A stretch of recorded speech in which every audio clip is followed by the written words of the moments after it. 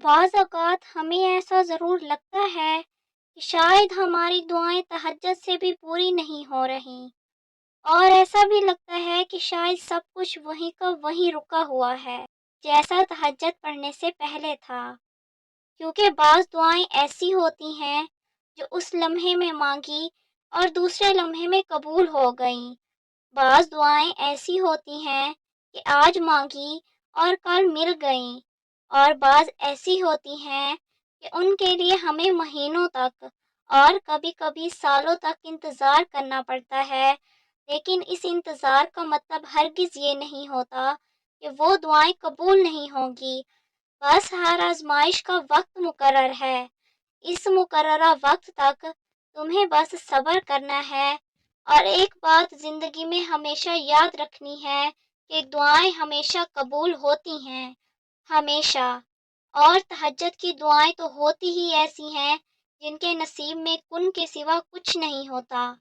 تہجد کی دعائیں بڑی طاقتور دعائیں ہوتی ہیں، اتنی طاقتور کہ بندہ بھلے ٹوٹ جائے لیکن یہ نہیں ٹوٹتی تب تک جب تک اللہ کا پیار نہ لے لیں۔ کبھی تو یہ اللہ کو سب سے پیاری ہوتی ہیں، کیونکہ یہ بچے کی طرح اللہ کو مناتی ہیں۔ جو بچہ ماں کو منانے کے لیے ماں سے چھپتا رہتا ہے، جو کبھی ماں کو چومتا ہے تو کبھی ماں کو محبت سے دیکھتا ہے، اور پتہ ہے ماں تو تب بھی مان جاتی ہے جب اسے منایا نہیں جاتا، تو وہ تو پھر اللہ ہے، پیار کرنے والا، رحم کرنے والا، بہت محبت کرنے والا اللہ۔ وہ تو کہتا ہے کہ میرے بلانے پر ہی تو تہجد تک آئے ہو، میں کیسے خالی لوٹا دوں تمہیں؟ جب میرے دعوت نامے سے آئے ہو تو کیوں نہ مہمان نواز بنوں میں؟ وہ دیتا ہے، بہت دیتا ہے، بار بار دیتا ہے۔ جب جب تم دعا کے لیے ہاتھ اٹھاتے ہو وہ تب تب دیتا ہے، اور وہ اس دفعہ بھی ضرور دے گا۔ اس نے نوازا ہے تہجد سے، اور وہیں اپنے کن سے بھی نوازے گا۔ تم دیکھو گے، بہت جلد دیکھو گے۔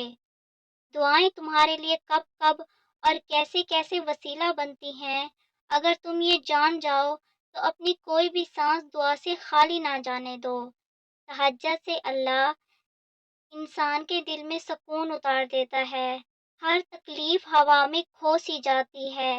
اس وقت رب اتنا قریب محسوس ہوتا ہے کہ لگتا ہے کہ وہ بس ہمیں ہی سن رہا ہے۔ وہ ہمارے اندر ایک ایسا یقین پیدا کر دیتا ہے کہ اس نے ہماری مانگی ہر دعا کو قبول کر لیا ہے، اور ہماری ہر خواہش کو صحیح وقت پر پورا کر دے گا۔ تہجد کا وقت خدا کی محبت کا عروج ہوتا ہے۔ تہجد بہت خاص ہوتی ہے، بہت خاص۔